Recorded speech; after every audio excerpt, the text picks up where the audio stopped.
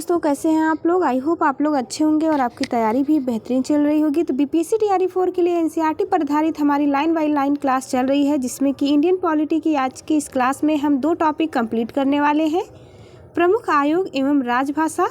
ऐसी ये 2 टॉपिक है जिससे कि प्रश्न आपके एग्जाम में अवश्य ही पूछे जाएंगे। स्टार्ट करते हैं आज की क्लास को। यदि आप चैनल पर नए हो तो चैनल को जरूर सब्सक्राइब करें ताकि आने वाले सभी वीडियो का आपको नोटिफिकेशन मिलता रहे। राष्ट्रीय मानवाधिकार आयोग यानी कि नेशनल ह्यूमन राइट्स कमीशन अधिनियम 1993 के अनुसार किसे इस आयोग का अध्यक्ष बनाया जा सकता है।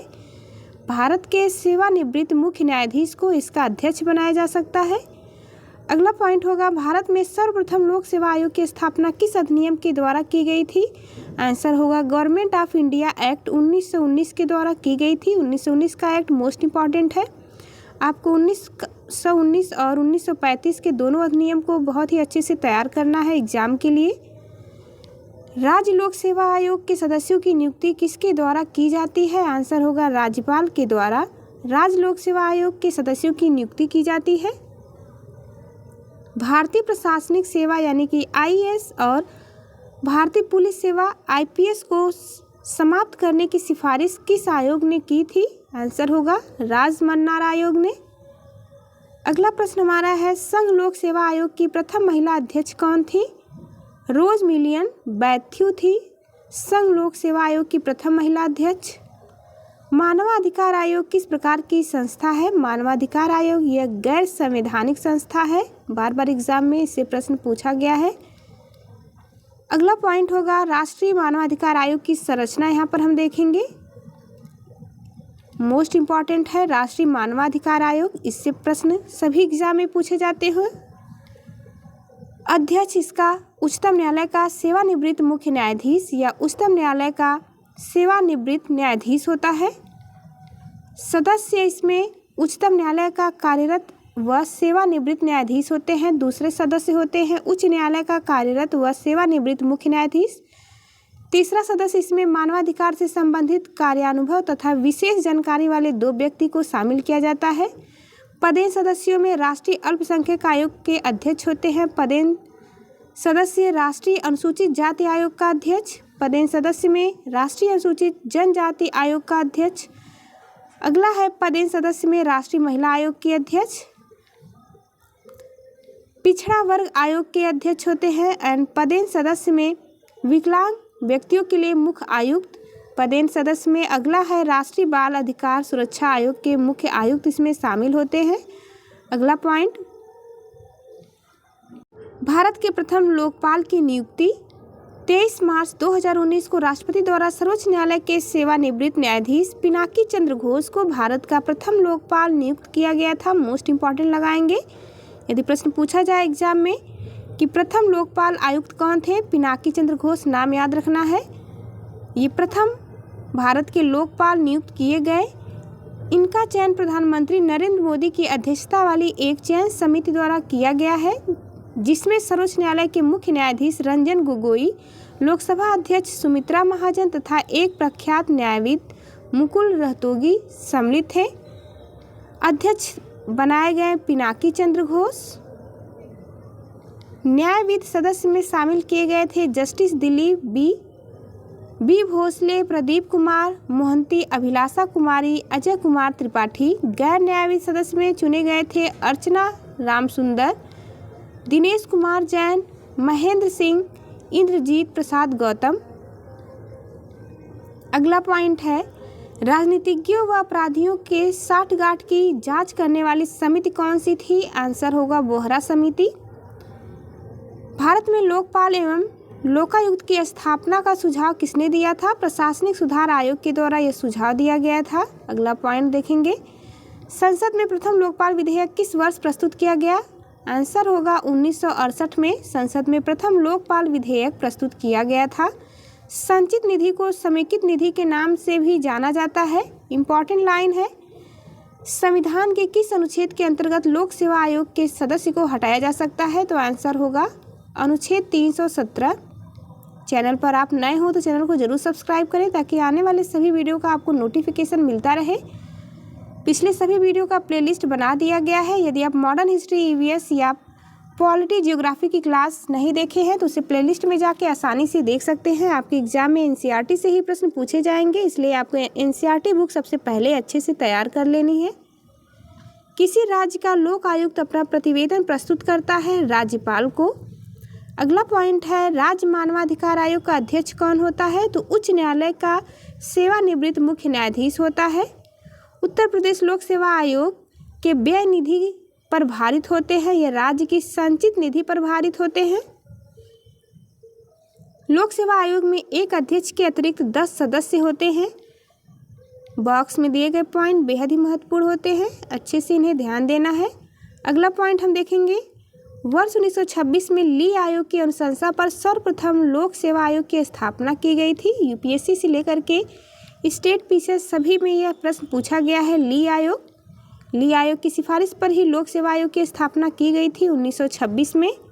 लास्ट पॉइंट है इस टॉपिक का, लोकपाल संस्था में अध्यक्ष के अतिरिक्त 8 अन्य सदस्यों की नियुक्ति होती है जिनका कार्यकाल 5 वर्ष का होता है। कार्यकाल आपको ध्यान देना है, पूछा जाता है 5 वर्ष का कार्यकाल होगा। अगली टॉपिक हम देखेंगे राजभाषा, जो कि सभी एग्जाम के लिए मोस्ट इम्पॉर्टेंट है, ऑफिशियल लैंग्वेज हमारी। इस टॉपिक को पढ़ने के बाद एक भी प्रश्न इससे बाहर का आपके एग्जाम में नहीं पूछा जाएगा। मात्र इन्हीं चीज़ों को बार बार आपको ध्यान से देखना है और रिवीजन करना है ताकि एग्जाम तक सभी पॉइंट आपको याद रहे। स्टार्ट करते हैं अगली टॉपिक हम राजभाषा।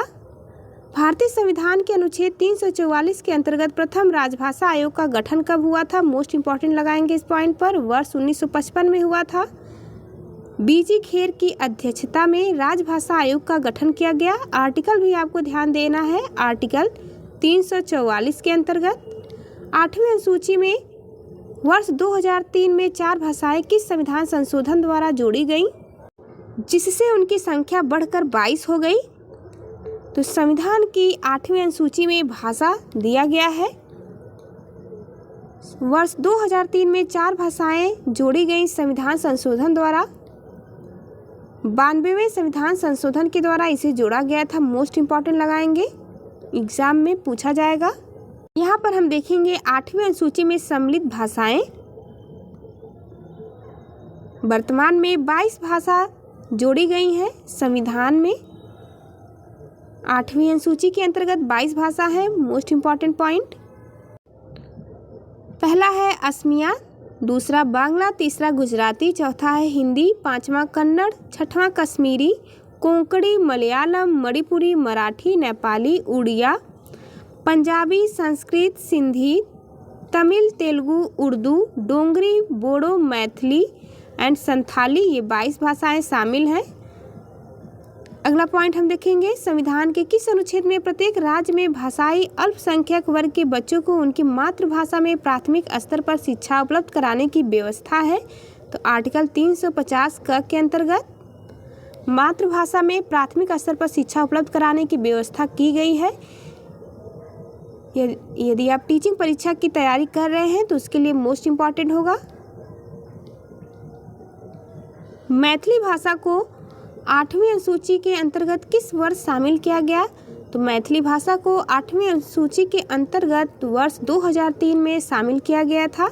71वें संविधान संशोधन द्वारा वर्ष 1992 में संविधान की 8वीं अनुसूची में नेपाली, कोंकणी, मणिपुरी भाषाएं जोड़ी गई, जिसे कि आप शॉर्ट फॉर्म में नमक से याद रख सकते हैं। नमक यानी न से नेपाली, क से कोंकणी और म से मणिपुरी। उत्तराखंड की द्वितीय राजभाषा संस्कृत है, मोस्ट इम्पॉर्टेंट पॉइंट। राष्ट्रीय संस्कृत विद्यापीठ कहाँ स्थित है, तिरुपति आंध्र प्रदेश में राष्ट्रीय संस्कृत विद्यापीठ स्थित है। अब तक 6 भाषाओं को शास्त्रीय भाषा का दर्जा प्राप्त हो चुका है। नंबर 1 है तमिल, तेलुगु, मलयालम, संस्कृत, कन्नड़ और उड़िया।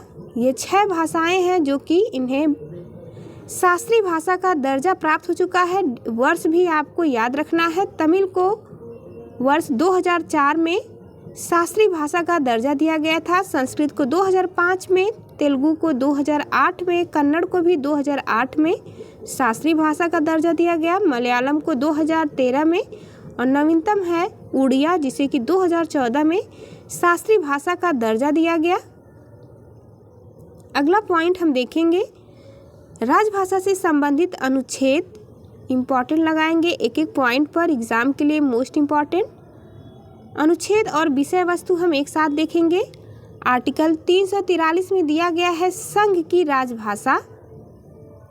आर्टिकल 344 है राजभाषा पर संसदीय आयोग एवं समिति का उल्लेख किया गया है। आर्टिकल 344 में क्षेत्रीय भाषाएं दी गई हैं।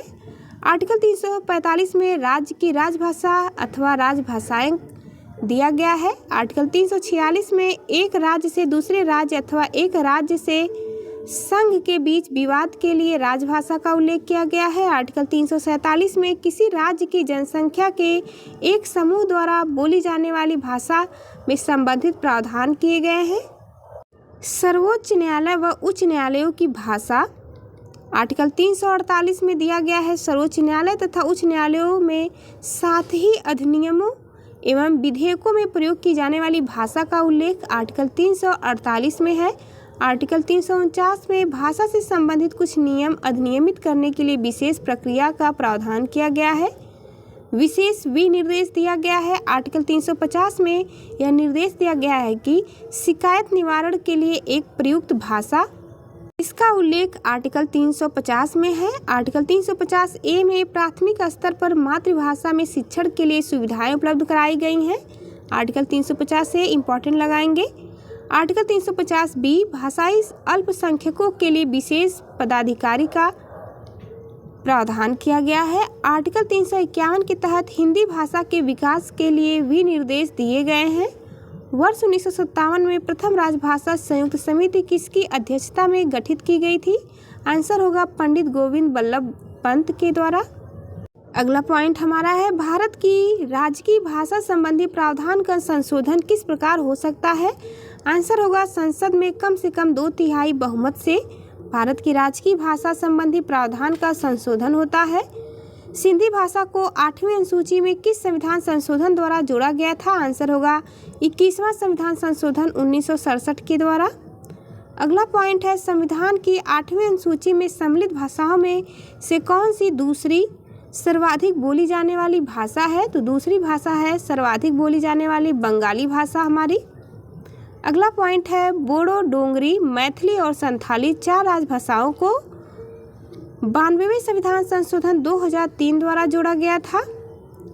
अगली टॉपिक हमारी होगी मोस्ट इम्पॉर्टेंट पंचायती राज एवं नगर पालिका। तो चलिए मिलते हैं आपसे अगली वीडियो में। जाते जाते चैनल को लाइक शेयर सब्सक्राइब करना ना भूलें।